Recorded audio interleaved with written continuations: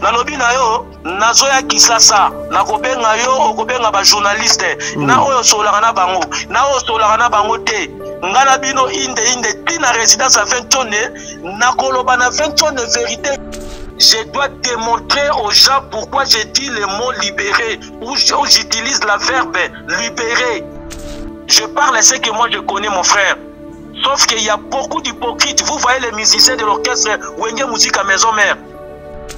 Le long là, il a commis objet de critique. Il y a pas de commis Koluka. Moutenyo sa commis Koluka. Aya ko se moquer nanga ponga na loba que non, je ne libérer nga.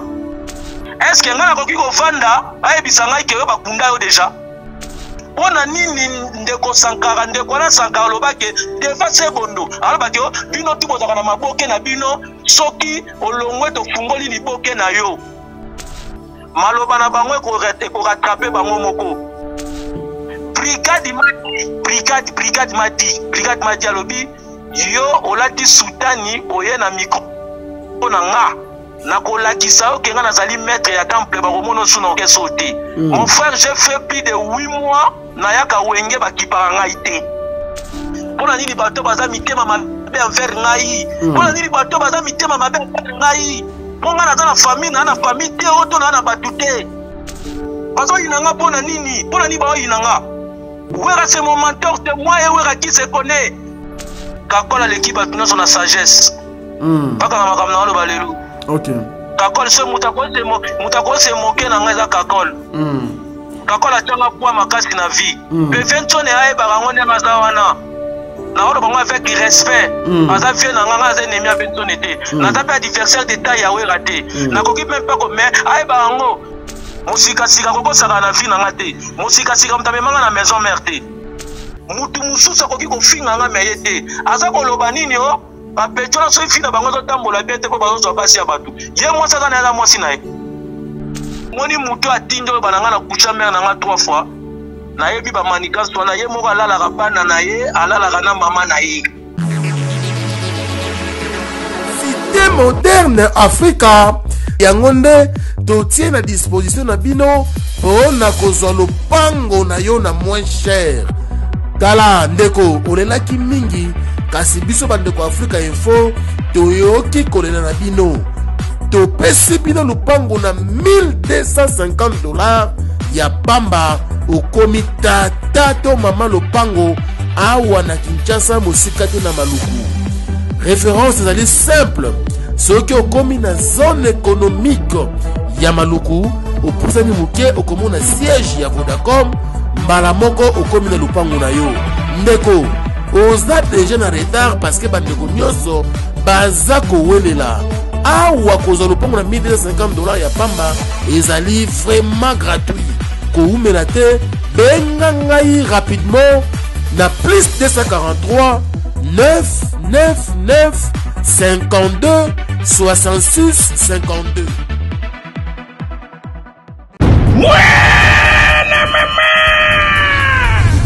Fini le stress nakati ya États-Unis.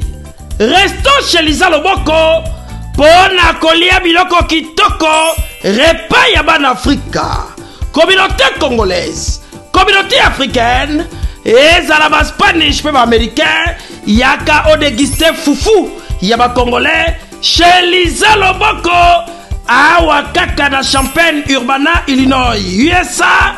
Esika wapi okokuta meni lokola ntaba motu ya ntaba batula dongo dongo nkoba ya komweta pilipili mpakasa na mosaka basambwisa yango na ngai tonanga nini musique douce okolia okomela kasi kobosana te karaoke détente peba activité ya ndenge na ndenge Mama Liza mufinuku ya États-Unis apesi bilengi na kati ya Champagne awa yaka olia madesu batula mabumu ya ngombe ya sexy awa nde epai bilengi elali stress na États-Unis abu pia yakania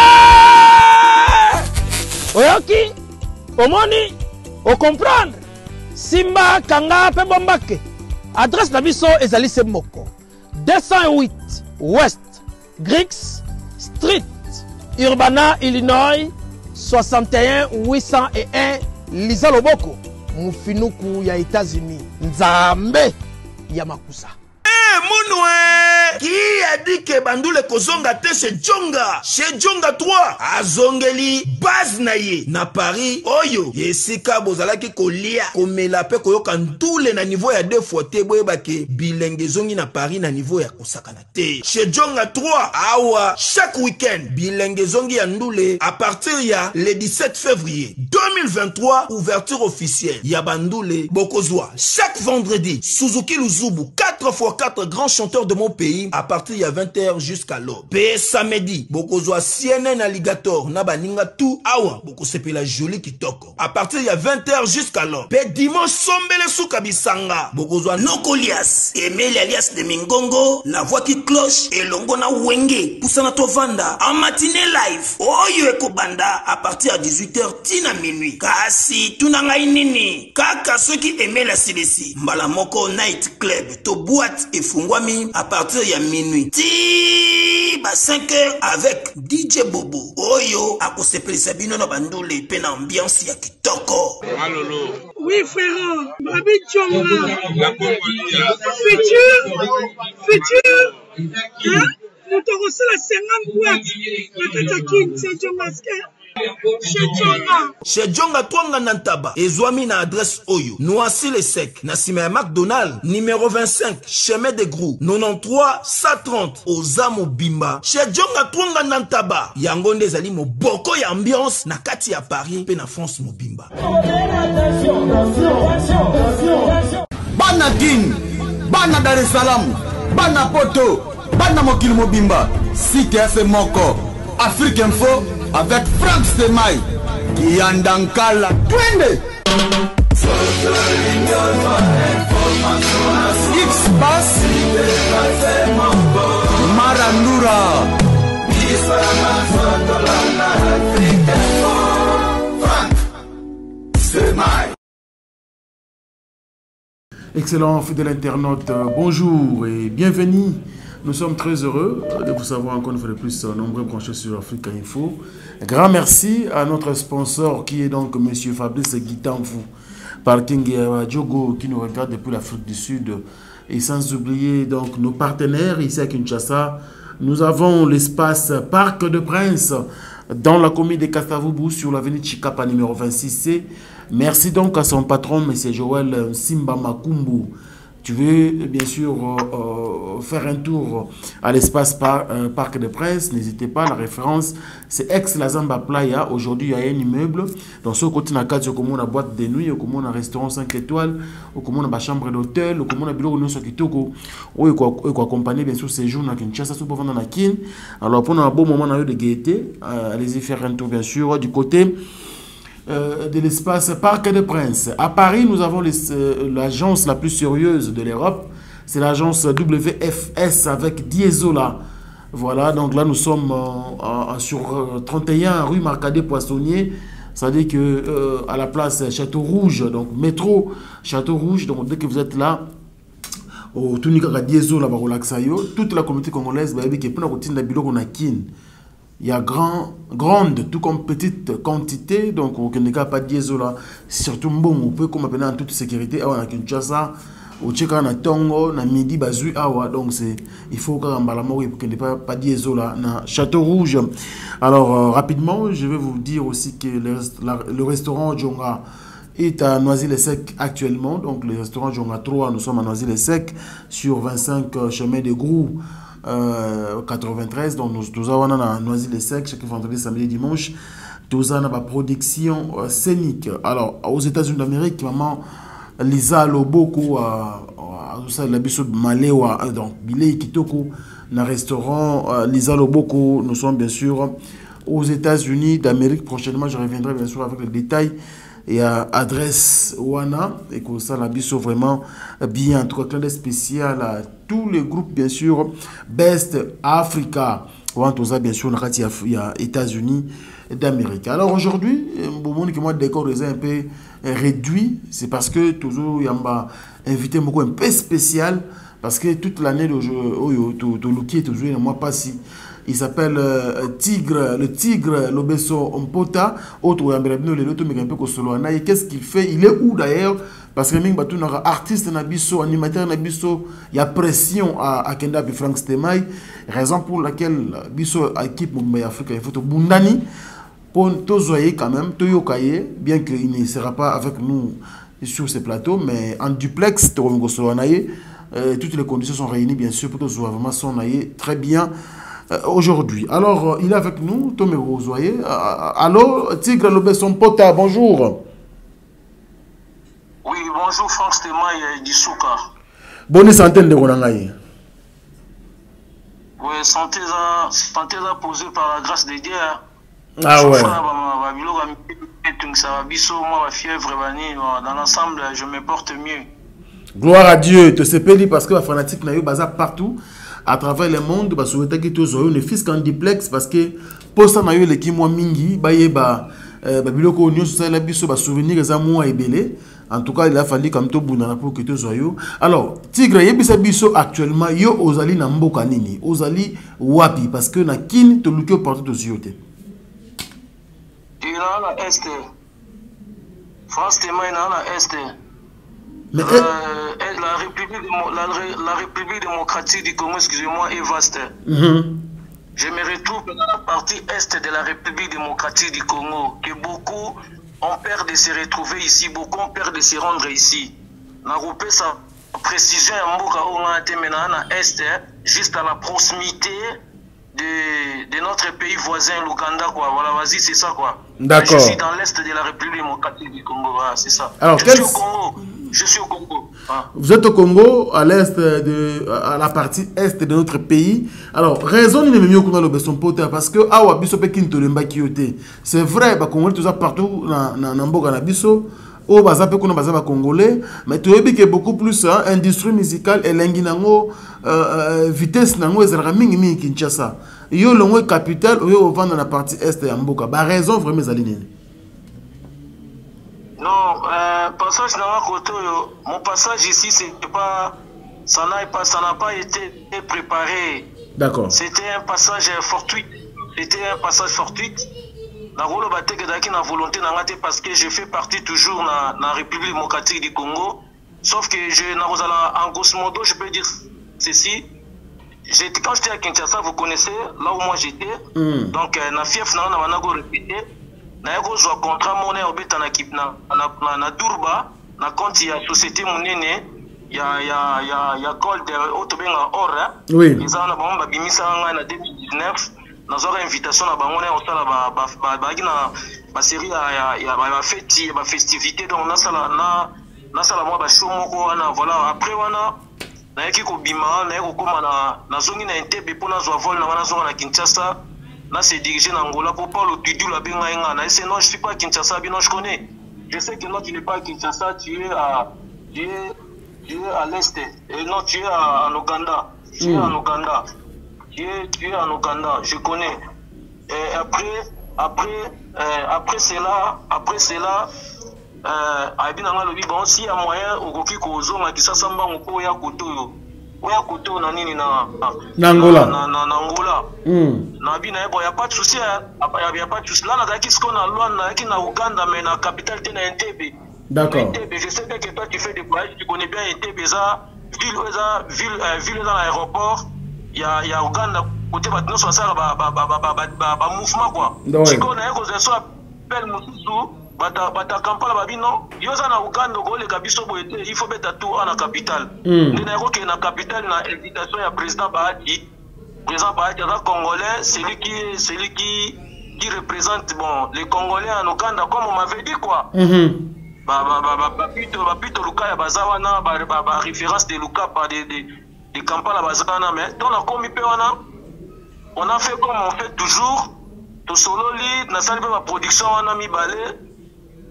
Après, il faut nazonga na ngana zo vol na kitakini pour nazo sikoyo équipe na ngato kene na Luanda na kota kana Mbiskat pour na kota na ngoboyo kana ki non j'ai été appréhendé.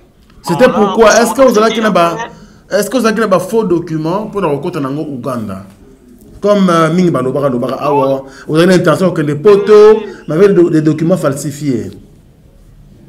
Non. Ce sont des fausses informations qu'on vous a racontées, quoi. Personnellement, je suis en vie. Mon histoire ne peut jamais relatée par une autre personne tant que je suis en vie. Très bien. Je suis mieux placé, c'est moi qui est le partenaire de ma vie. C'est moi qui vous dirai la vérité. Très bien. S'il faut mentir, je n'ai pas, quoi, qu'est-ce que je peux dire? Je n'ai pas l'intérêt de mentir. La vie n'a pas se moquer la vie n'a. Non, je ne peux le faire dans ma vie. Tout ce que vous avez écouté là-haut, dans la Mikanda Mabe, c'est faux et archi faux. Et ça va. Batu oyo balingi kotambusa sango ya batu ya mabalinga ba malheur à batu, c'est qui veut le malheur des autres. Donc kobima na Congo na se rendre na Durba tozaka na avion te et même batu na Congo kiti na Durba c'est c'est l'une des contrées qui se trouvent au Congo. Na kati ya province ya Otuele. Diko avion ezate kobima Kinshasa kiti na Durba soit au kiti na Kisangani au matin na Mutukati na Durba soit 1000 et quelques kilomètres. Mais si on peut faire souffrir artiste tout ça la raccourci ya komata au matin na Njili au kiti na Addis Abeba au matin au kiti na Uganda oyeko zwa na aéroport na bangwana ya Uganda bayeko zwa yo na jet na bango tango yeko zwa ba passager na bango bakoti so na kati okiti na ka osali atterrissage na kati ya société na kati ya Kibali Rand Call. Les gens qui se rendent ici connaissent ça très bien. C'est qu'on a ça qui trajectoire wana sauf que na mataki na avion te bayeko zwa na jeep mais na retour na ngane na zonga ki na jet ezaki na ba travers na bango na kati na moment congé. En 2019, je parle de l'histoire de 2019. Très bien. J'ai quitté Kinshasa. Voilà. Les Angola, complication, j'ai été appréhendé et captivé même. Voilà, c'est ça quoi. Complication, vous avez qui Tigre, tant que les malins de pardon, parce que le droit aux yeux ont profité, tu éclairer lanterne à battre belé ou bazou landabiso. Qu'est-ce qui s'était passé pour que artiste nabiso, star nabiso, tous ont une nouvelle qui a kangaye. Ni ne le kaka pour kangaye le beso. Bon, premièrement dans le baboye, je suis apaisé hein. D'accord. Je suis apaisé. Merci. Donc pour le baboye, ezali mitema ya mabe ya batu ya mokili na ebakate so na sala nini ya mabe. So inga na sala eloko mwa oyo, so na kima to na bomengwa mutu, to so na kima na mpoke ya mutu. Mutu wana to bato na baloba na ngana futango. Na délégation ya kokende États-Unis, c'était pas prévu ngana kende États-Unis. C'était une coopération spontanée. Et ya ki mbala moko boye, na bibon, na profita ta awa, na bimela ta côté ana ko États-Unis na kosta la vision na ngina mo posa et bona zongela na nzela na zonga sko ki na partie ya États-Unis. OK. Tozaki délégation ya 5 personnes, des Sénégalaises. Nanga congolais moko ngaka na leki kanga moko congolais na batu musu balaka na bibi kolo na bango te bayika babata poso mwindu kaka mi bale ba misatu bakendaki na butu moko totikali des personnes to kende na journée elandi. D'accord. Et comme tour na biso des personnes moko musu na leki ngani bakanga ngai ba konsela nga makambo ke ngana sa trafic à drogue. OK, depuis que je suis né jusqu'aujourd'hui na bi drogue te na ba no vérité so na ba na bi drogue na kokosa batute pona kosa conscience nanga na yebi bangi bangi na yebi yango mais drogue oya ba cocaïne na tikala ko simba yango te na ba kosela nga makambo ke non ça trafic à drogue malchance na daki na mbongo na poche mbongo na sunaki na na poche ina fait ba 17000 mbongo na zaki na tourner bato ba excusez nga je ne me vante pas parce que je na kola ba mbongo mais na tangi chiffre te na lobby yango parce que naza ouvert. Très bien. Mbongo na uti na ngona Durba batu ba yebi Durba très bien. Mbongo na na zina na Kampala. Ba yeko zwangai tant ba kutinga na mbongo wana ba ta ba convertir mbongo wana mbongo na bango ba omona ezo pesa montant moko très exorbitant ba yeko mona ke not comme si que na trafiquant ya drogue. OK ngana trafiquant drogue te na mi putain désolé je me suis retrouvé dans un pays où langue na bango ba olo banga na ebia monte za pays anglophone, c'est pas un pays francophone. On a se défendre.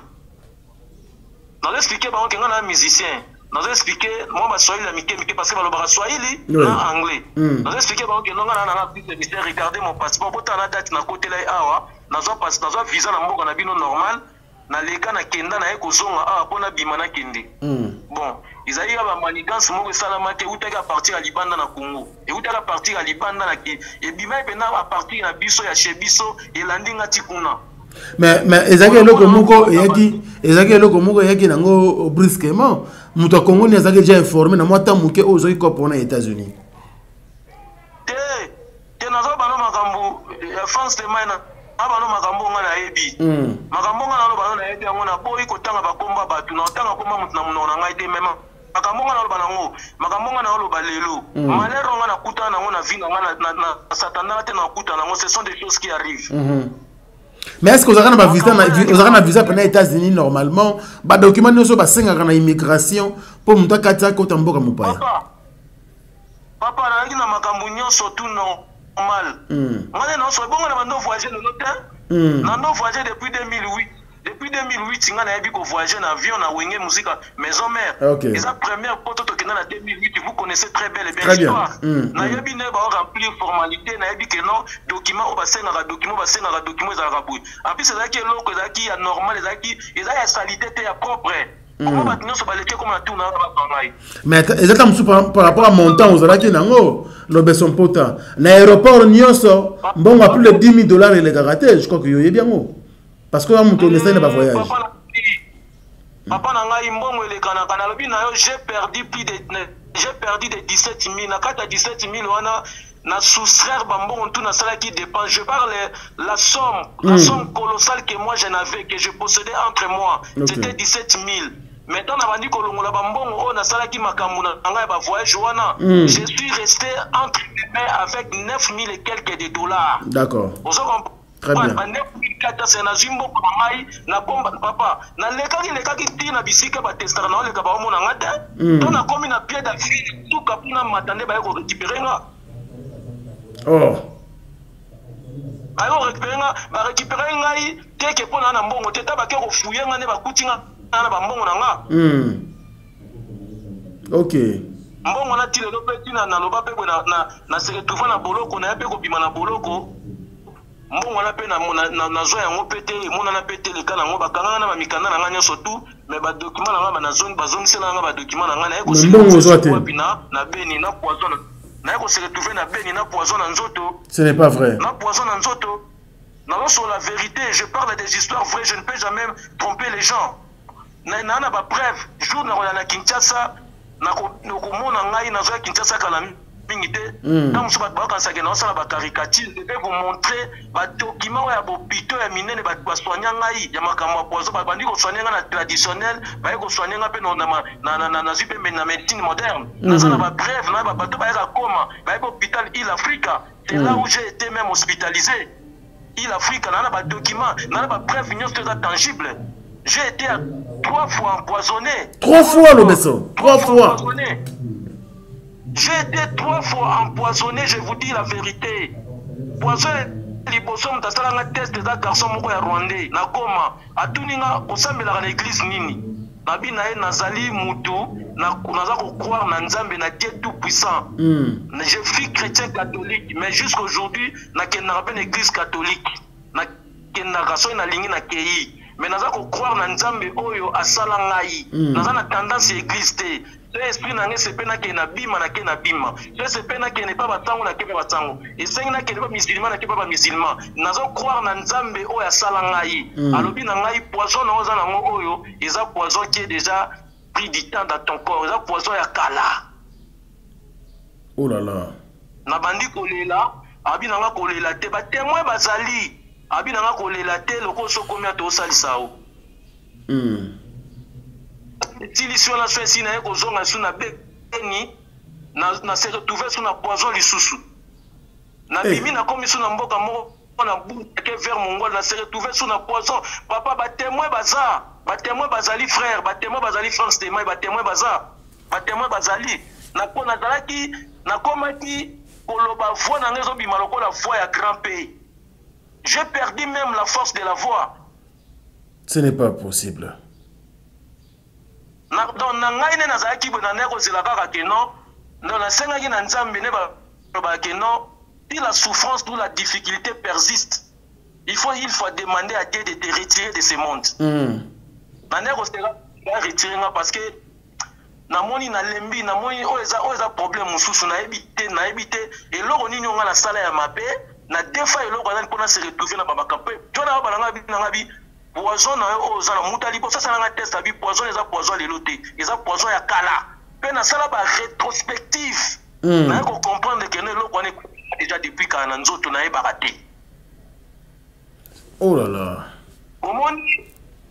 Omoni musicien n'était pas héritier lelo. Attends, hein, je vais aller trop vite. Hein. Oui. Musicien n'est pas héritier lelo.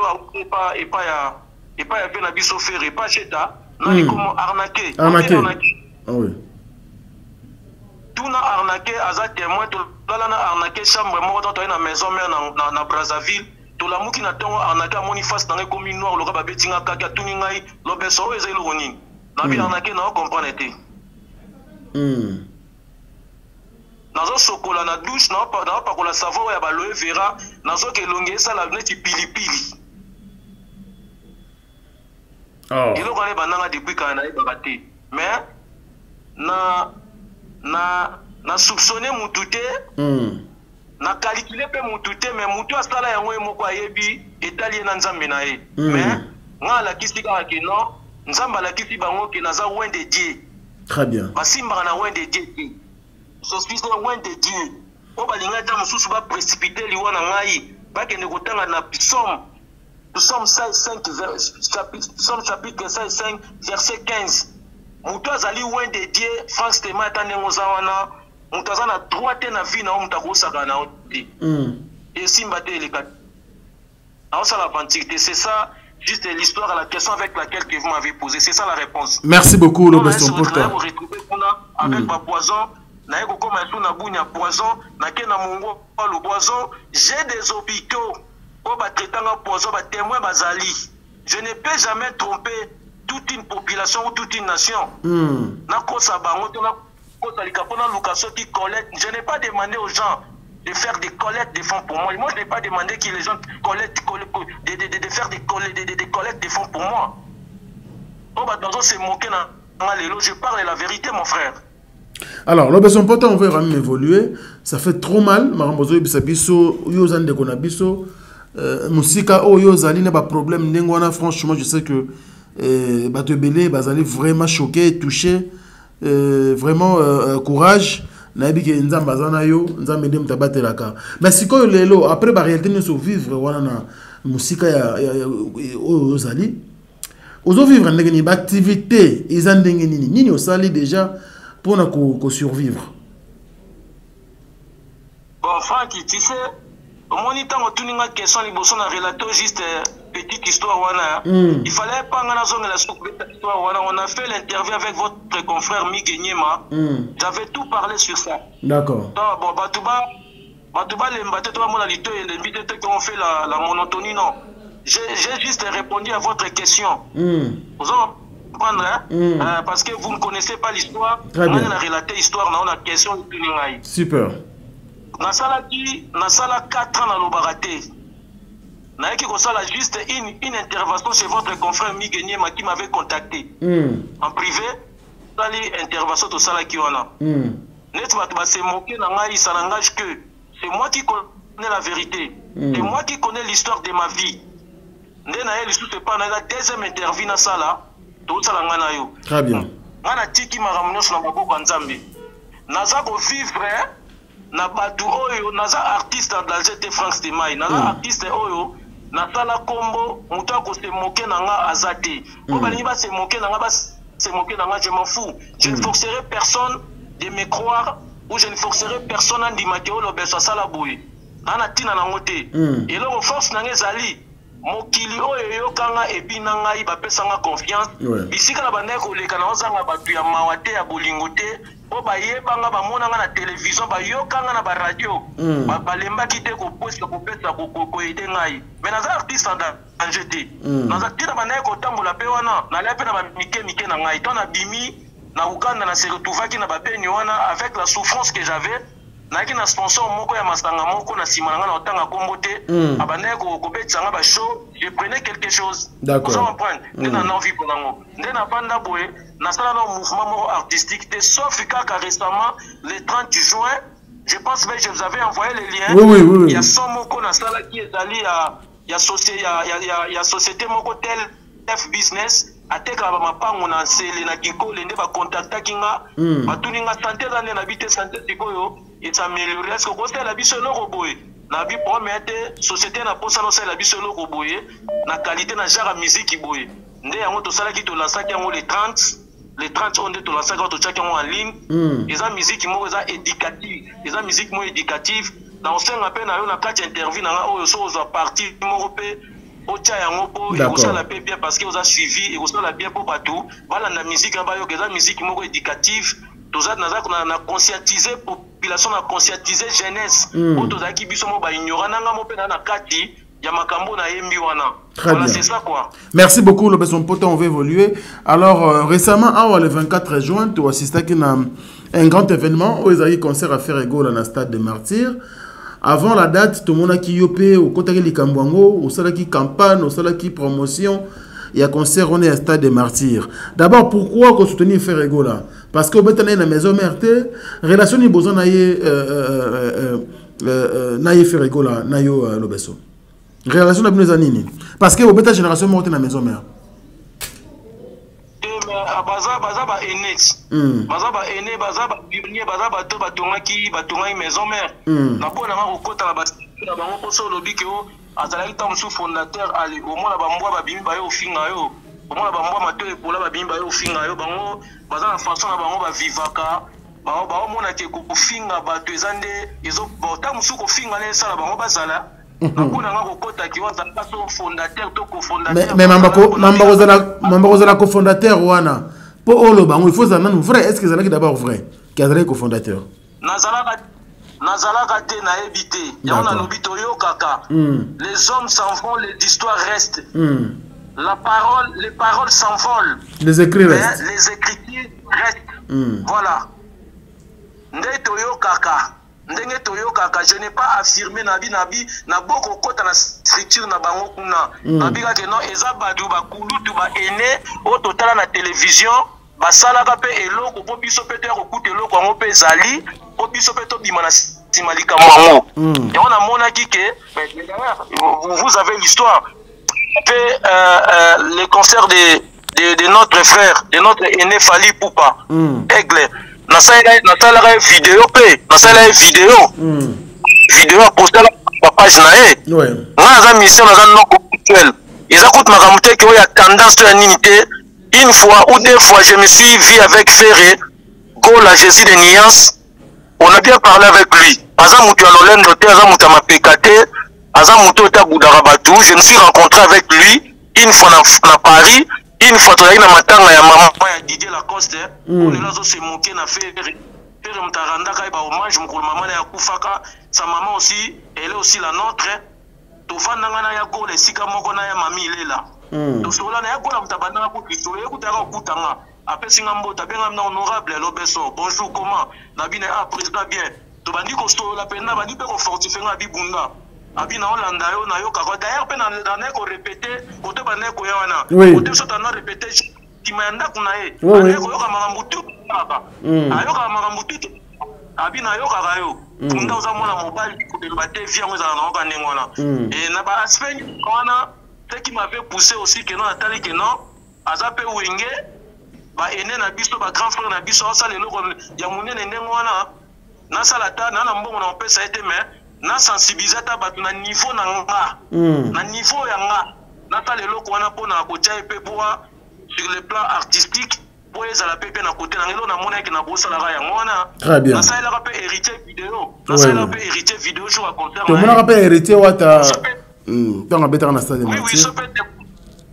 oui sopende comme ça azobeta na stade héritier na ça vidéo sopende comme ça azobeta na moni que na la disponibilité ya ça la vidéo non ça la vidéo sauf que dans l'ingandais hypocrisie les musiciens hypocrites moi je n'aime pas je les aime pas très bien alors est-ce que là satisfait un résultat et bah stade nous sali ba vidéo on a commencé par les stades de Fally Ipupa héritier Watanabe et puis faire école au Robert récemment le 24 juin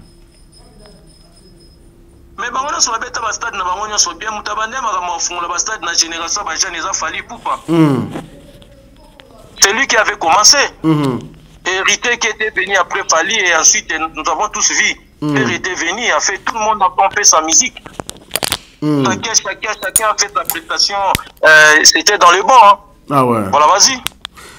Super. Nous évoluons bien sûr avec l'artiste El Lobesso Mpota, Tigre, qui nous a donné bien sûr l'occasion et l'opportunité d'échanger avec lui. Alors, Lobesso, parce qu'après intervention nayo et pas migeniema solo la vérité, tout le monde a qui ba réaction et quoi de partout. Les Cambodgiens banayo au sein que le roi de la forêt a libéré yo. En tout cas, beaucoup de gens se posaient des questions. Tout le monde en tout cas bande rebelle, mingi ba siliki, mingi ba lobi mais comment le besokolo ba bilo kwa ndengo na télévision mais ba preuve ezani ni que le roi de la forêt kanga ba mise na ye o ya beta na bango na wenge musique à maison mère. Frank Stemai. Oui, Tigre. Je ne peux tromper toute une nation. Je peux tromper toute une nation, mais je ne tromperai non plus.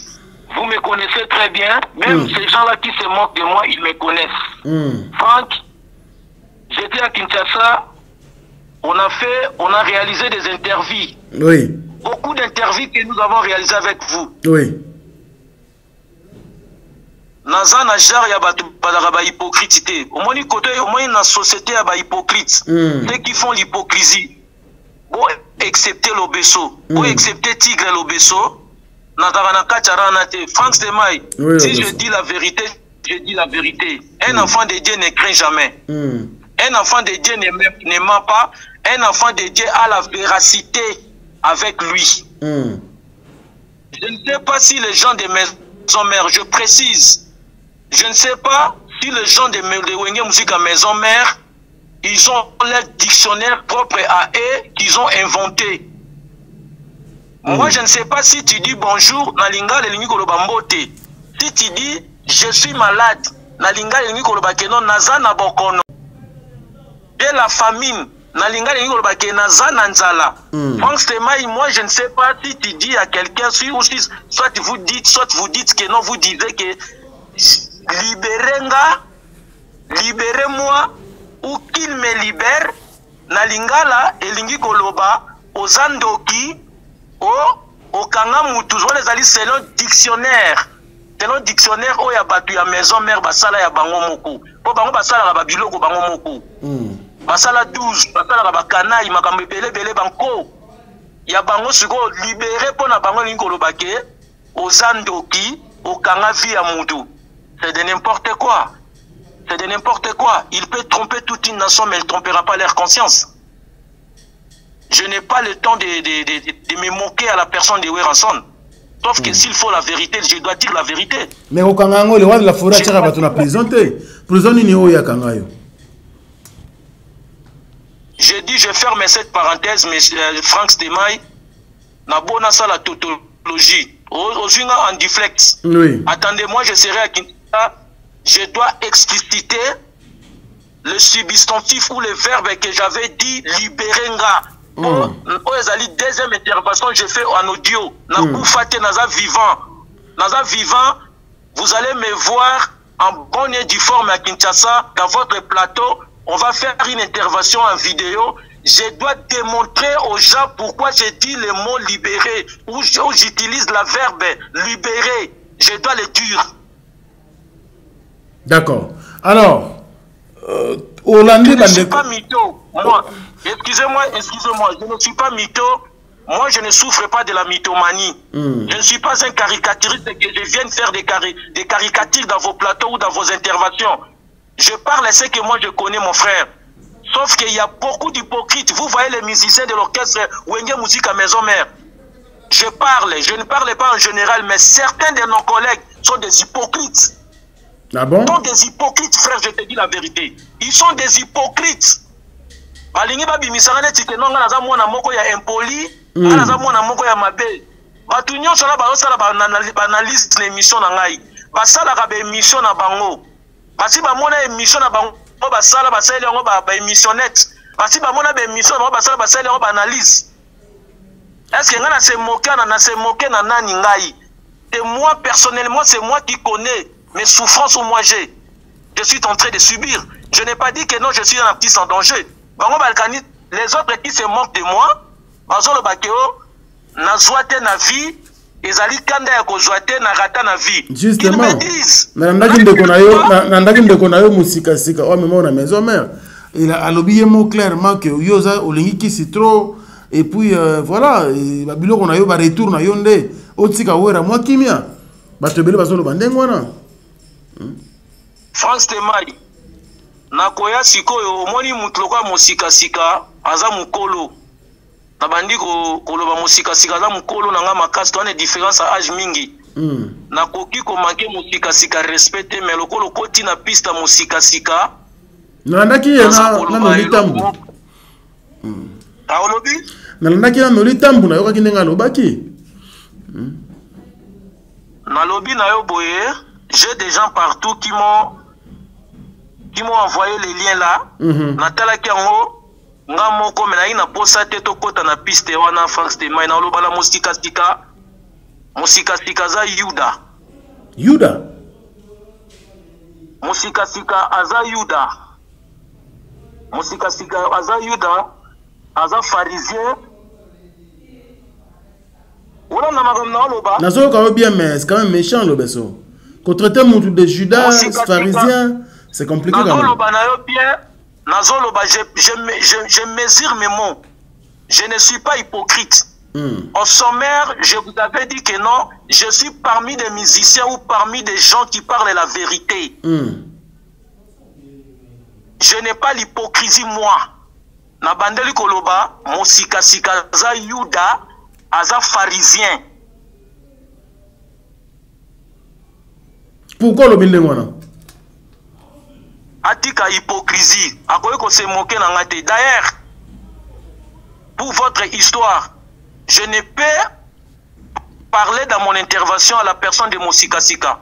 S'il faut parler de Mosika Sika, je dois parler de Mosika Sika en bien parce que nous sommes tous de la même province. Mosika Sika na bandeli atika hypocrisie na vie na nga. Il ne peut pas relater mon histoire pendant que je suis en vie. Franck Temai, si vous laissez votre histoire soit relatée par une autre personne, sache-le bien que la vérité sera troquée. Mosika Sika a troqué la vérité dans ma vie. C'est pas Mosika Sika qui m'a amené dans Wenge. Ah bon? Si je mens que je perde même ma mère, je ne peux jamais j'irai aux têtes de mes enfants. J'ai dit si je mens, que ma mère soit mourie, pardon. Que ma mère soit mourie, excusez-moi. Mosika Sika a troqué la vérité face au monde. Aluka gazi moko na nzoto na ngai, je suis désolé. Oyebi Mosika Sika abala ser na biso moko na otanga koma mwasi na ete bona otanga ser na biso moko mone kapi biata. C'est sa femme légitime. Non, on préfère quand mère. Loba quand même. Loba tout le temps. Mais non, alors moi ça m'a c'est ta femme légitime. C'est sa femme légitime. D'accord. Mukolo abala ka ser na biso na pesi ser na mbota excusez na tangi kombo na ye. Na tangi kombo na nenga mabete, c'est moi le beso que Mosika Sika qui m'avait contacté d'aller comme lui présenter parmi la kermesse de gens qui auraient présenté Mosika Sika, je faisais partie, moi, l'Obeso. Je me suis vu avec le papa de Mosika Sika. Comme on a beaucoup laka Njoli, et son père biologique. C'est lui qui m'a fait montrer son père. Parce qu'il m'avait considéré en tant que son petit frère, en tant que son frère. Non seulement pour que ma collègue musical. Collègues musicaux. Donc se retrouva na fête wana kuna na nzela ya Matadi Kibala kuna na se retrouva ngai moko musicien na ba musicien oya eba na bango betala bango na academia bazaki na Kinshasa baya fête wana ti mais bazaki na Kinshasa na ba musicien ya orchestre wenge muzika oya yeba ina bango sola na bango mutu mota ya fête wana la na makabatu bana na makamna oloba bana na makamna oloba na za poser na za poser lelo ngai na komi objet ya critique ya batu ba komi ko luka mutu nyosa komi ko luka aya ko se moquer na nga ponga na loba ke non viens ne libérer nga je n'avais pas attrapé Wera sorcier dans ma vie. Na uti kozonga na tolo bano na zoya Kinshasa na kolobana na kolakisa mokili. Pourquoi j'ai dit libérer? Mosika sika atika hypocrisie. Ye nenga zawana ye mutabenga ngana kende ko présenter na ma fête à libala na ye. Il m'avait considéré en tant que son frère. Le loso mosika sika zo se moquer na nga aza Yuda, aza pharisien. OK. Babengaka ye mosika sika Judas, Juda. Ah, il parle trop. Il diffame. Écoutez-moi. Franck pour intervenir. Il faut ah oui. Pour intervenir. Mais tu vois, sur la vie, on va déranger quand même, honorable. Tu vois, sur la vie. Yamona lobby. Ayoki singa ipasi makasi. Na kokiko omeni batindi batu partout ba finga ngai bazo finga na sexe ya maman na ngai. Ma mère a été insultée pendant 1 mois. Bazo finga kaka sexe ya maman ba finga eloko ya maman. Pona respect ba maman na rolo ba na munongo na ngate mais ba maman ba yebi eloko nini ba finga kaka na ba maman. Ba placer ba numéro na nga na ba groupe WhatsApp na bango ba États-Unis. Ils ont même il y a des messieurs là, il y a un garçon ici c'est un garçon. Il a même dépassé des niveaux à Keo, na coucha mère nanga 3 fois. Na ABC na Vox so lingi na otindelo Vox wana. Na ABC na lobby na yo moni mutu atindo bananga na coucha mère nanga 3 fois. Na yebi ba manikans wana ye moko alala ka bana na ye, alala kana mama na ye. Nous sommes à la télé le beso hein, na finga nazo solola na yo tango ba tindi ba fi vous n'avez pas fait des interventions. Mais tu c'était en privé. C'était en privé, ça nous sommes. Yangwana lobby boye, mutu o yatinda ki mutu wana. Je ne cite le nom de personne. Nabi mutu atinda ki mutu wana lobakenga na lala mama nanga 3 fois. Franck dotika hypocrisie. Okoki kolinga te basaka na mama botayo. Mutu moko te na mukila kolinga basaka na mama na ye. Vous comprenez Franck? Oui. Yango na yebisa ki maloba na somisela ki yango na ba Fox na kotindela ba Fox wana oyo kana voya mutola makamba zoloba na kotindela o yango musika sika kokosaka na vie na ngate musika sika mtabe manga na maison mère te patuna maître Jean-Jiko patuna ve na nga bienvenue tenta patuna frère na nga Bitu Madaga patuna Yannick Ekano na kenda na wenge un certain mardi ko sala test que Alice Ibab était vivant. Donc on a passé test na nga na kuta wenge ba préparer concert ya Grand Hôtel ba uti photo. Na sali test en coulisses. Na ye ko sala test ya public o ba bandima ka to ba boy po orchestre na biso za la ba fanatique ne ba ko orchestre za boy te. Bango soki bandimi yo mukolo orchestre pas ndimo bango to ba boy yo mukolo orchestre pas boy yo. To ye mercredi il y avait ici Bitumba moko ezalaki wana ya maître Iko ya Kasavubu na maître na Koko Waya. Les gens je connais bien l'histoire, j'ai l'histoire avec moi. Na salaka test mercredi tete ko sala test jeudi te mukolo o nga bandima nga na la zamba na bwaka cri ya Nzanza Noé.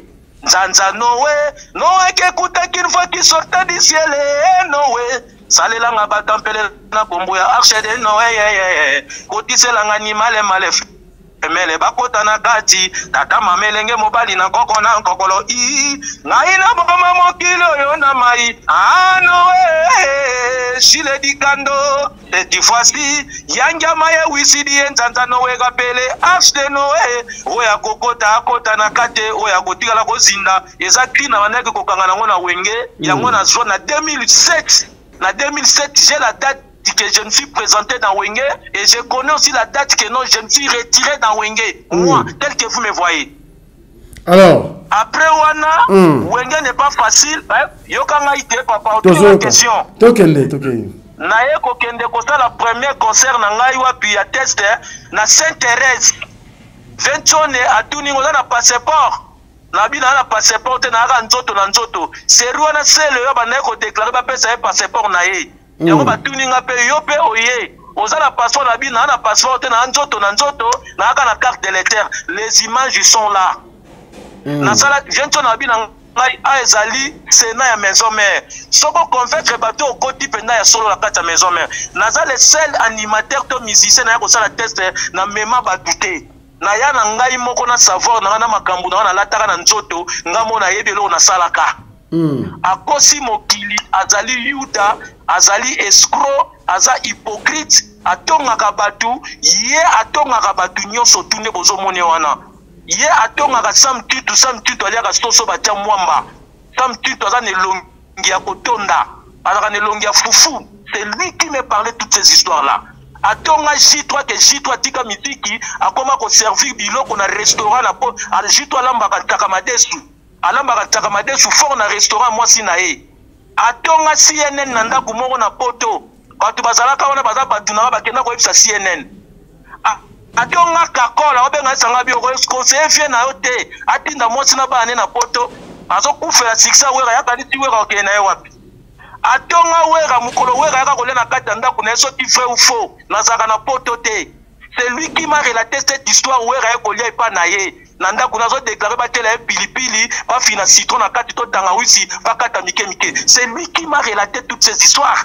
Pona ni na ko se moke na ngai aoke ne koloba na ngai ke o eza biloko na kenoza na mbandaka. Est-ce que na age mosika sika ba ko ba ndoko tinda finga ka batu na age mosika sika za mukolo ya Emmanuel Macron le kinaza président ya République française mosika sika zo tambwa na kombo na nga na munoko aza mungala lokola nga.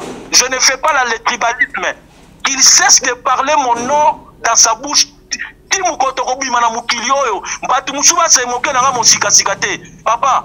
Batu ba fingi inga plus de 100 personnes à répondre de mutute. Soko moi na ko répondre mosika sika na ko tika mutu a falsifier histoire te.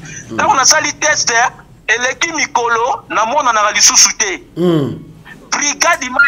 Brigade mati alobi yo olati sultani oye na micro na nga na kolakisa o kenga nazali maître ya temple ba komono suna okeso te. Mon frère, j'ai fait plus de 8 mois na yaka wenge bakipaka ngai te. Na lukanzela mukolo mona zoya mbule zobeta mutasimba na loboko fi Elliot tokuta ye na ND3 na ndaku ya ba HP Luambo. Alobi nango kenda wapi osala test na bina yaka bokipa nga lisusu te. Na okende na ngai na okende na nga koluka test kote mususu. Elliot asimbi nga na loboko aya akotanga na la zamba akuta na Oni Manzaka. Oni aza témoin Luka Oni Manzaka. Le nom que je te le cite. Luka Oni Manzaka tuna Oni Manzaka mutaya kokotanga lisusu. Tango na koti na kuti sekonda fandi na piste na biso ya la zamba. Bazo meka animateur moko boye ya mulai yemba la moko sika ayebisi sebonda biso peti na biso pe asala ki tese awa yepa koko meka kri ndeko to na yeko meka kri ya o mikelekele ngoya o iseba o manao nyangola nyangongoko ale totombola maboko likolo sebonda lobi na munoko na bi eloko tozo luka banzela ya boye musika to mata na podium to kokanga eloko o nde to koyeko mata na podium to bandi ko kokanga krito mu 20 tonne aye kakol nde mutaye bisa presse alobi presse tozo sala muto sala générique to yoka pepe cho to na bi ya kenda na nuwa pe ngona mona quelle société na bi ne presse na yaka me bokipa ngati abi oloko ni na ngwaza na ngo kakol au fait to na ndima facilité andima œuvre mutu facilité kakol esa bi te presse tozali na bamusika na te awa apeto asale loko mo ebeto yoka papa na bandi ko bwaka eloko na ngai zaki mukolo ona fungwa makamba na moko so na cheka to tombola maboko likolo so na komi na partona na batu na libanda ba otombola maboko vento na lobi omoni na yebisaki bino to sala recherche ya babiloko banimateur omoni sikolo beso yango eye awa siko kako to banda ko classer générique akoki kota batute ke ye mutu ayebisanga na bwaka kimongo na wenge ezali vie nanga bienvenue tenta Moutamemanga pas bienvenu Tézali, grand frère Nanga Jean-Marie Belanga. Azala na maison mère déjà fanga na maison mère. Mazali vient Nanga ya Kingabwa. Camarade Nanga Pitu Mataka Ndala le roi patron Nangai, apesa nga mbongo malewa na mbongo transport avant na kende répétition. Prêtre na biso Jean-Marie Belanga mutayebi histoire bien. Tant ba lukanga na kobeta premier conseil na Sainte-Thérèse. Mutalu atanga na kata mutuka na Jean-Marie Belanga. Mutayebi sanga bwaka kimongo bienvenue tenta. Mutasimanga na loboka matisanga na podium Chanchiko.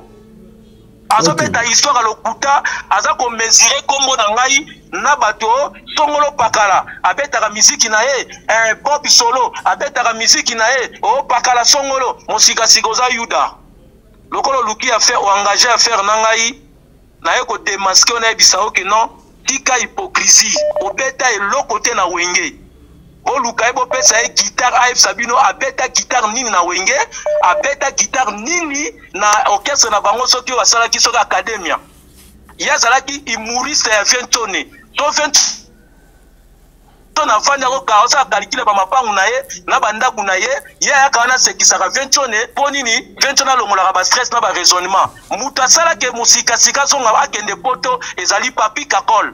Ah bon? La répétition ya souka ya lelelelelele. Tant ba bana beta dia papa mon premier jour arrivé en Europe et pangba. Rythme muté banda ka libosa beta ngo beta papa pambia beta papa bien. Et sali na ba vidéo. Et ça na ba vidéo ya répétition ya souka ya maison mère. OK. Sika sali eloko moko boye. Mutu mususa koki ko finga nga meyete azako loba nini o ba petona so fina bango zo tambola bien te ko bazo zo basi ya batu ye mo saka na la mosi na ye mo saka ye ta bana mosi wana tika mère maramboza mère abeta musique te lobeso non je ne te permets pas tika maman avant na kwa na ye respect na maman to bete masolo ya musique yoka pingete yokanga mais respect na fingete na fingete tanga lo bakeno ba pecho ba kwa basi ya bato on se moquer na nani ba finga cappuccino mutavanda kanyata la bangu ngate mosika ko nabia je retourne maintenant pourquoi j'avais dit le mot libéré est-ce que ngana koki ko vanda ba ebisanga ke ba kunda yo déjà nani mtayebisa bongo et puis déjà les cas d'émission internet na kitata ba abi ba tunya ke solo beso abi ya sa kufat ya to sito kunda eti administrateur moko ya wenge ya kala je ne peux jamais citer son nom parce que il n'est plus sur la vie humaine na boy na faire revenir comme ta musupa na eto mwasi na ye to bande kone ba yoka mutema pasi qu'est-ce qu'il a tenu des propos comme des propos et puis soto kunda ba na bandundu et ça la vraie tu ya solo pona nini baloba makambo wana pona nini ndeko sankara ndeko na sankara lobake defa se bondo aloba ke bino tu bozaka na maboke na bino soki olongwe to fungoli liboke na yo to kangi liboke pona baloba makambo na devant ngai frère est-ce que tout ce qu'il disait là il faisait des caricatures yazo se moke na ngazo balanga ke o ngana kenai ko zwa biloko na mbanda ka bamona ba chef coutumier na lobia mukolo animateur wana oyo na otanga kombo na été je cite na otanga kombo mukolo animateur wana oyo animateur a fait na biso waze quoi o atambola na orchestre nyos boyebi kombo na ki mérite na poto merci moi na sikutu lokola ba Jackie Love kutu ba kei poto bazongi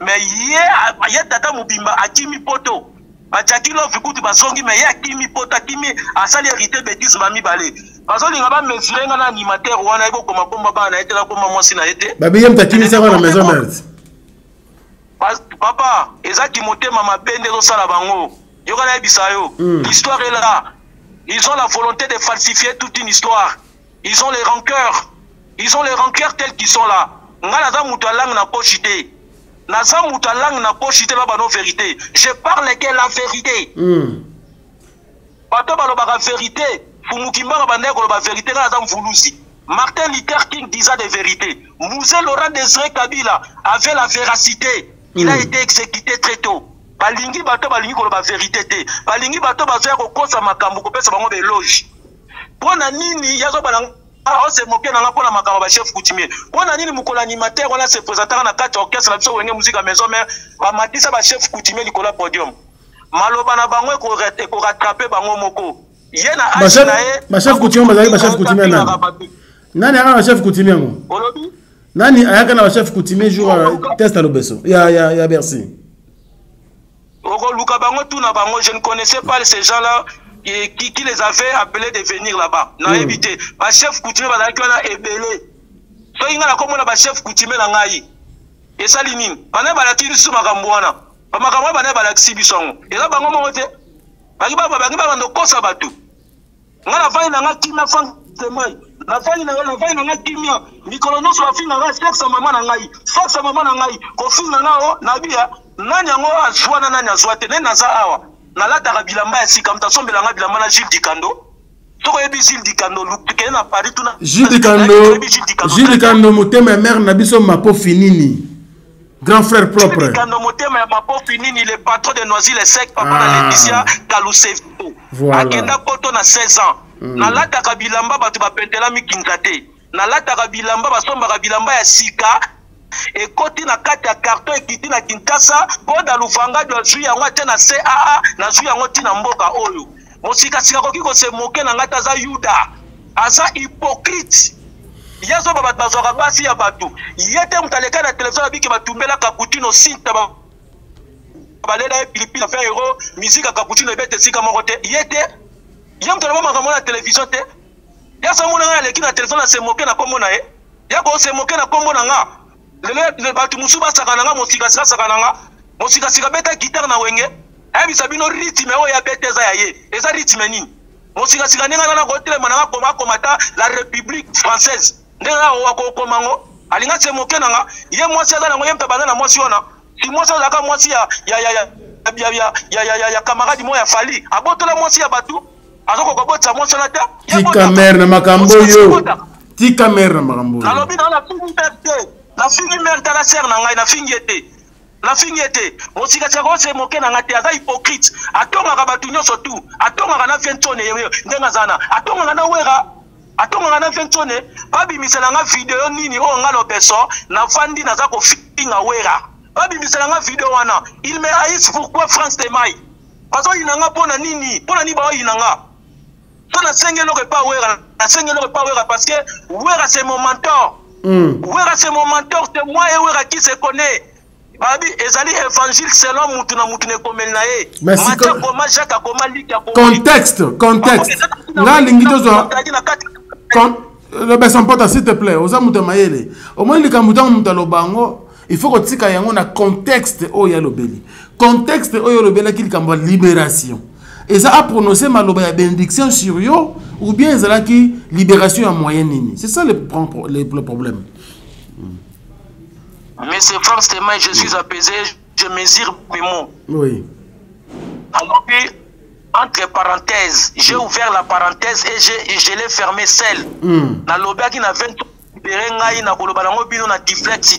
attendez-moi, je serai à Kinshasa. N'a démontré pourquoi j'avais dit à mon vieux de me libérer. Dans l'obéa, il y a une interview na mi Kenyema.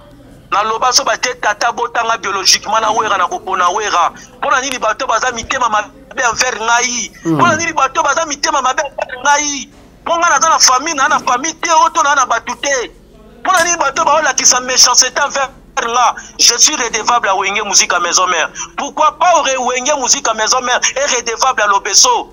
Pourquoi pas la redevabilité doit être mutuelle, mais c'est France Témoin. Pona nini le longa bazo futi sanga loko eza ya ngai te. Pour votre information, frère Wana Watambola na orchestre Batou, Ayaka na Loyenge, Abima na Loyenge. C'est lui qui avait pris la poudre d'escampette à Tigana na Wenge. Apparemment, bana histoire T. Bana histoire bien T. Soit ils connaissent l'histoire, ils connaissent l'histoire, ils ont la facilité, ils ont la volonté de falsifier l'histoire. Frère Wana Watambola na orchestre ya Badou, Ayaka na orchestre ya Wenge Musique à Maison Mère, Akoka Mkamwaka Kosala T, Abima Atika Ngai.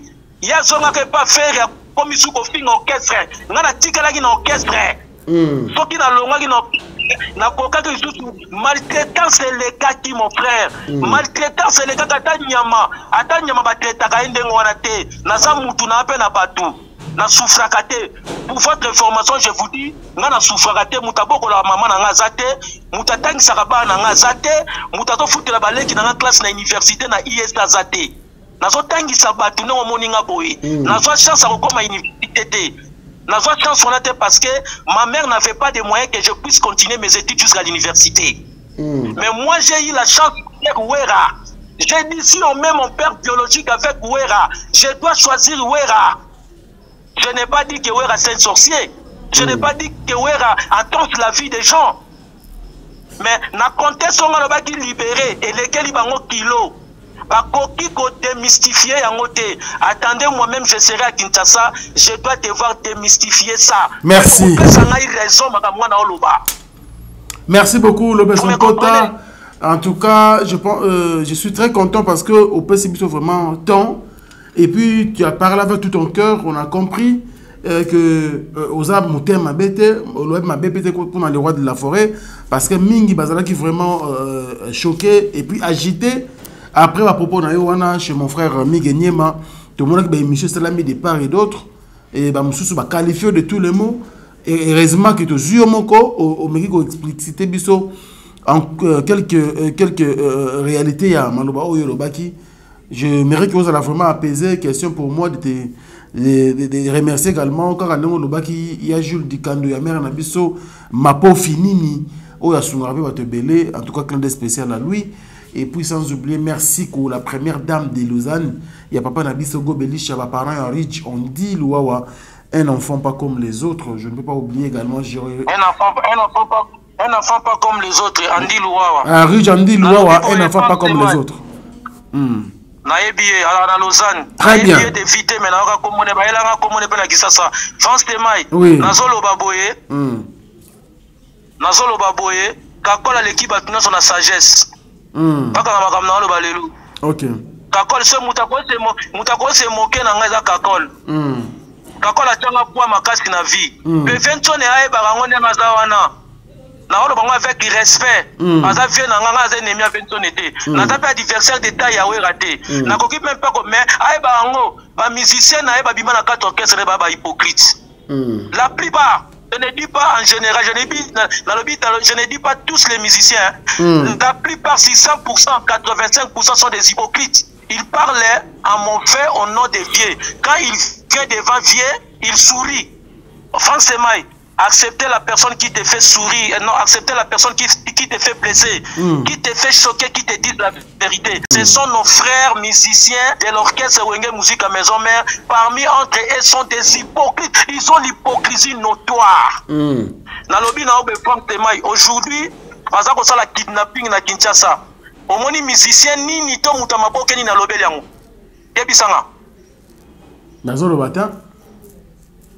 Parce que kidnapper bandeko na biso kozala ndeko na yo Frank Stemo za ndeko na ngai. Ezaka te to bota matata moko mama moko. Parce que nous sommes tous des Congolais congolais. Parce que kidnapper ba frère na biso ba sœur ba mama bana ba legi na Kinshasa ba zo ba organe. Vous avez déjà vu un leader de la musique congolaise à lancer un momoko. Il y a sensibilisation que non, réveillons-nous. Netoyemba na kata hymne national que non, dressons nos fronts longtemps courbés. Personne. Mais ils sont là pour falsifier les histoires. Ils sont là pour des querelles fameuses. Parce que soit na ko tindaka bat na ba télévision, na ba internet, ko finga ka wazo finga oyo. Na lobi na awa na Bandundu, province qui est à la proximité de Kinshasa, dans la capitale. On est en train d'écorcher les gens. Vous avez vu les musiciens, même les natifs de Bandundu. On fait des messages pathétiques pour ces gens-là qui meurent innocemment à Bandundu. On a dit d'être musicien, non, tu l'as dit. Batika hypocrisie. Batika hypocrisie, l'air a sonné, n'engolo barafé, n'anga boketu premier wayambo. L'air a sonné, l'air est grave. Batika hypocrisie. Batika hypocrisie, nga na finga we raté. Batika ko se moke na kombo na ngai na yebile. Pourquoi makam na lobaki mukolo na koya Kinshasa Frank Stemai na kobenga bino ba journaliste ata 10 to 20 to kende inde tina ndaku ya wera na loba deva vientone yangiama.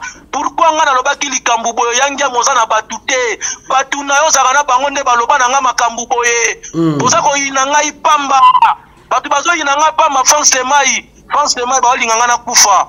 Bazo linganga na kufa ba fingi mama na nga pendant un mois bazo finga sexe ya mama na ngai na ebishe wana salamaka je wana ya wenge na salamaka bazwi ba lesbienne bamakanta mbele bikola mama Denis Nyakero babombi yango na batatuage bazofinga nga bazosemoke na ngai bato bamakanta mbele rese bangulu akapela bazwi bangulu akapela bazofinga nga lobeso Frank babosani makambo nga na sala na wenge. Moi je reconnais, j'ai dit Dieu même mon père biologique avec Wera, je dois choisir Wera na lobaka makambo na même vie na nga papi matalatala tout nanga abi nanga pona ni nozo ba makambo na abi. Je connais pas mon papa, c'est Wera qui m'a donné la valeur dans ce monde.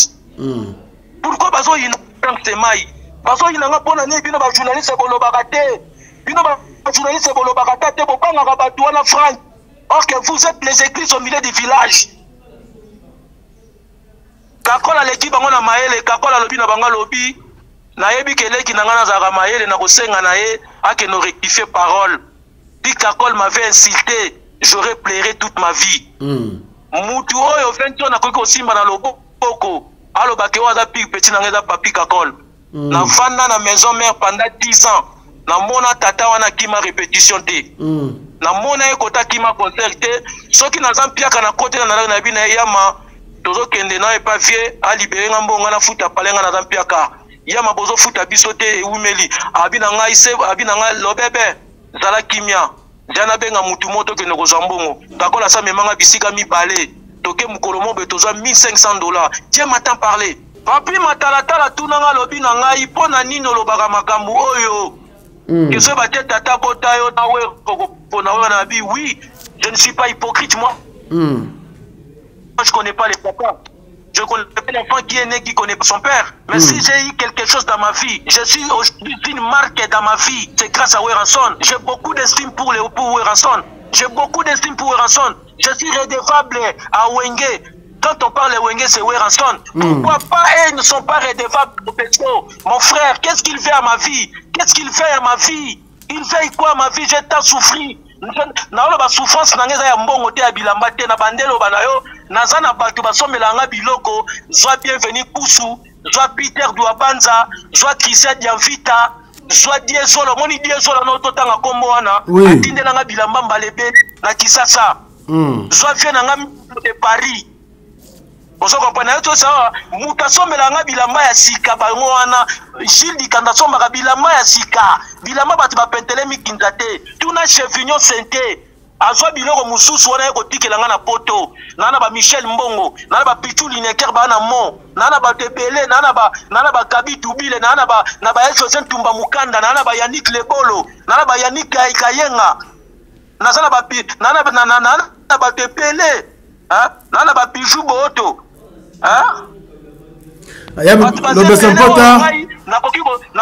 yoka pardon nakoko kelela sapatu te nakoki kokelela elamba kolata te nakoko kelela loso to classe ya kofutela bana na nga te to ya kolesa mama na ngai nazo vérité il se moque de moi nga zolela makambo ya carrière na nga nazolela carrière c'est ma carrière papa je réclame ma carrière ils sont hypocrites. Pona nini héritier salaki miziki azui cédé kopesa Ventone pona nini tuna nga question pona nini Ventone ayaki na concert héritier apesa héritier $50 abi soit $50 oliango yo moko okomona makambo kosala okomona ba contrat kolanda yo. Vous croyez que nous sommes des insensés? Vous croyez que moi je suis un insensé? Mais c'était pourquoi les gens avaient se moquer comme moi. Mais alors quand on peut se pouvoir apesa pouvoir papa apesa pouvoir après ça pouvoir fungola pouvoir ya ngonde yo na ngo besoin bro beso oh héritier toi qui bon on ngana na ngo besoin et bon on ngana na besoin ngana ko bénéficier te ngana bénéficier te ngana na bénéficier te ils m'ont fait porter la casquette qui n'est pas la mienne. Je te dis la vérité na lobi na yo nazoya kisasa na kobenga yo okobenga ba journaliste na oyo solaka na bango te ngana bino inde tina résidence à Ventone na koloba na Ventone vérité Ventone bazo yina nga pamba to yo moko soki yo moko bombeli nga kanda na motema vie kitisa nga na za petit na yo kitisa bazo faire ko inisa nga pa na yo pamba tala muta yebisa nga makambu boye yeyo komo na yeyo pe Ventone ayebi ye atapende ko na nga ya mungala tala ndeko ne mo ya bandi. Pourquoi ils m'ont dit ça? Pourquoi ils m'ont dit que non, bango bakundaka batu? Pourquoi l'autre là, Yuda, on a un poto mosika tika tiongener, songi, alors na cappuccino que bakundela esi taba. Alinga vention était, à cause à vention abok tu que nous na stone convita, botuna garçon moko mo stone convita, akenda koyebisa stone convita ye mosika sika wana, akenda sa vention, akenda sa stone convita que non vention a giré na kombo ya cappuccino pina ye mobimba koki ko renyete. Est-ce que ceux qui vention na yebi makambo to yebi ngote ngana zalaka na bango? Botuna stone convita. Batuna stone convita. On se comprend. Oui, tu as cité Nabiso le Besson Pote, en tout cas on a suffisamment parlé, je pense que Bande va comprendre Nabiso. Toxilicité, excusez-moi, ne m'interrompez pas la parole. Tu sais le plus d'une heure le Besson, c'est aussi ça. Oui. Nous n'avons pas encore fini. Nous avons fait Sambote na fait na bienvenue couche, na Simbote na Anyamina, Anyamina Jazz de Parigo. Anyamina Jazz de Parigo. La Pessimbote na Dali Monkabat. Moutana Société Construction en France, na Paris. La Pessimbote na Venangai, King Tequila. La Pessimbote na Rojani Wabamelanda Benga Ngompame. Parce que Rojana abota la famille na biso, frère Nanga Karine Sio. La Pessimbote Bambote Bisiga Badali. Franck Stemai, je partirai. Si je dis oui, je partirai. Si je dis non, je partirai. Je préférerais de dire oui. Je laisse toute une histoire et je pars. Kanga makamna olo bana olelo. Kanga makamna olo balelo. Nga muta okitisa mutu na nga zate. Na yebi côté na telemi. Côté na telemi na yebi. Allez voir les ancêtres, c'est pas du fétiche. Allez voir les ancêtres, c'est pas la sorcellerie. Parce que nous prions tous que nos dieux de nos ancêtres. Nous avons boycotté notre ancestral. C'est pour cela aujourd'hui Congo nous sommes en train de souffrir. Nous devons faire des rétrospectives à Fumukimbangu. Nous allons faire des rétrospectives à Fumukimbangu, je le répète. Au Moni Lelo, en France, on a décapité, on a exécuté un enfant des Arabes de 17 ans. Vous avez tous vu comme les Arabes ont manifesté. Hein? Très bien. Mais on égorge les gens à Kinshasa. Les gens sont kidnappés à Kinshasa. Aucun artiste congolais qui est passé à la télé, ou les opposants, soit les gens qui sont au pouvoir, pour les dénoncer. Où sont les Congolais? Où sommes-nous les Congolais? Nous sommes où? Dressons nos fronts longtemps courbés. Qu'ils arrêtent d'envoyer les gens à la télé. Musique c'est leur côté. Bata musique va na pouvoir. Va na pouvoir ya koloba makamusu na mboka batu bayoki. Batika ko distraire batu na ba querelle na bangwana ba distraction na bangwana. Aujourd'hui je dis les gens qui insultèrent Ferré, aujourd'hui ils ont recommencé à admirer Ferré. Les gens qui admiraient Fali à l'époque, aujourd'hui, ils ont donné la face à Fali, le dos à Fali, ils commencent à diffamer Fali. C'est ça que les Congolais veillent et c'est ça que les leaders de musique congolaise qu'ils fassent. Merci beaucoup. Hypocrisie notoire. Allez, il s'appelle son Pota, le tigre, l'honorable. Merci beaucoup. Qui a été donc notre invité aujourd'hui en duplex. Merci pour l'opportunité, l'honorable Tigre Lobesso. Merci pour toutes ces vérités que tu nous as livrées aujourd'hui au travers de cette émission Face à Franck. Moi également, je vous remercie, fidèle internaute, pour la confiance et surtout la fidélité. Merci à Germaine Kissoumu. Merci à... Merci beaucoup et partagez. Merci beaucoup, mon frère. Que les gens m'excusent, hein. Que les gens m'excusent si j'étais trop monté. J'étais trop monté, donc j'ai été à l'ascenseur parce que Moussika Sika s'est moqué de moi copieusement. Il m'a fallu que je lui relate quelques histoires. Et moi, je suis en vie. Je ne peux jamais laisser mon histoire soit relatée et soit trompée par un certain Yuda Moussika Sika. Merci.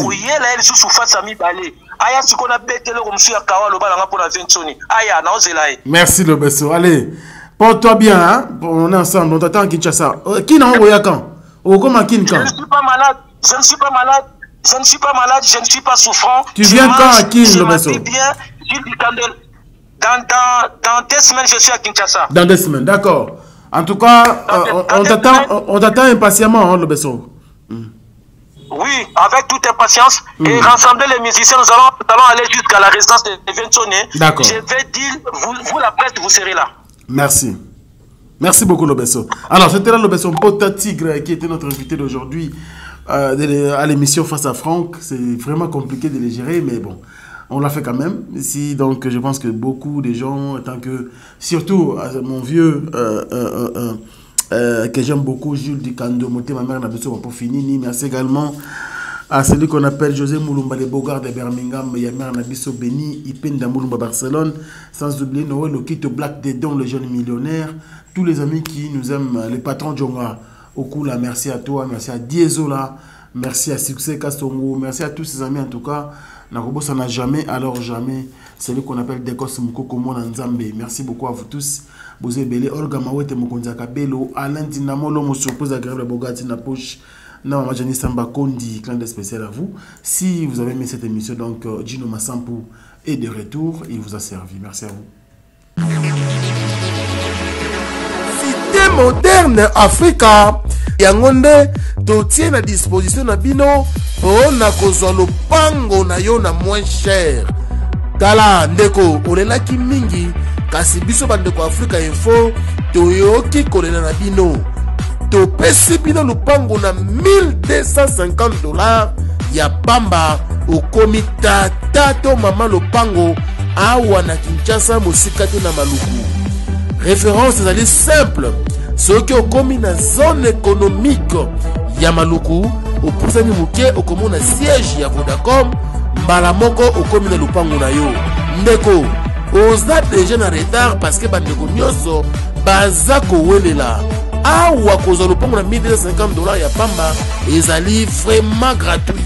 Koumela te benga ngai rapidement na plus 243 999 52 66 52.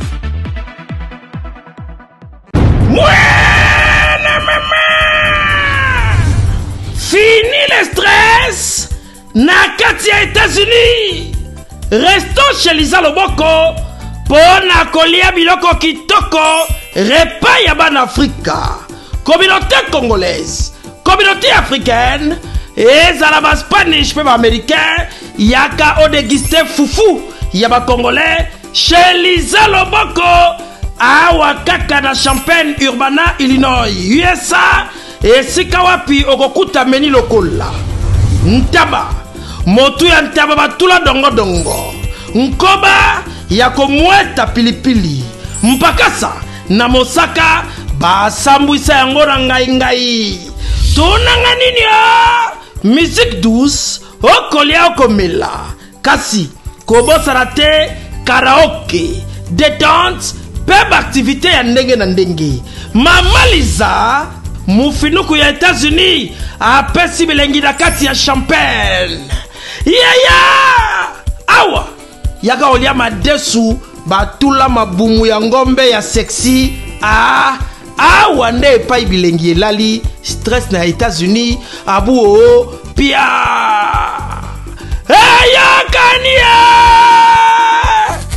oyoki omoni o comprendre simba kanga pe bombake adresse na biso ezali se moko 208 West Griggs Street Urbana Illinois 61 801 Lisa Loboko mufinuku ya États-Unis nzambe ya makusa.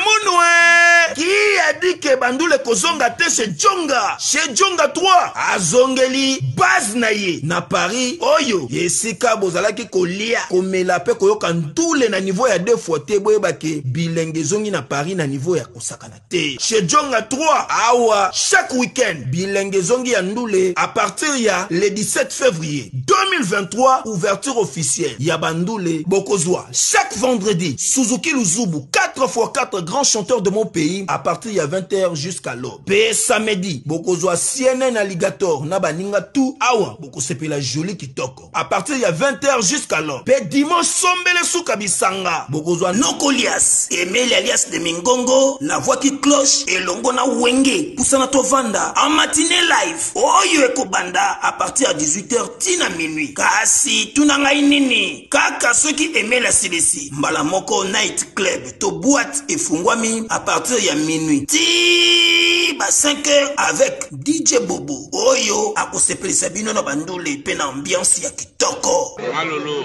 Oui frère, Babi Djonga. Futur. Hein?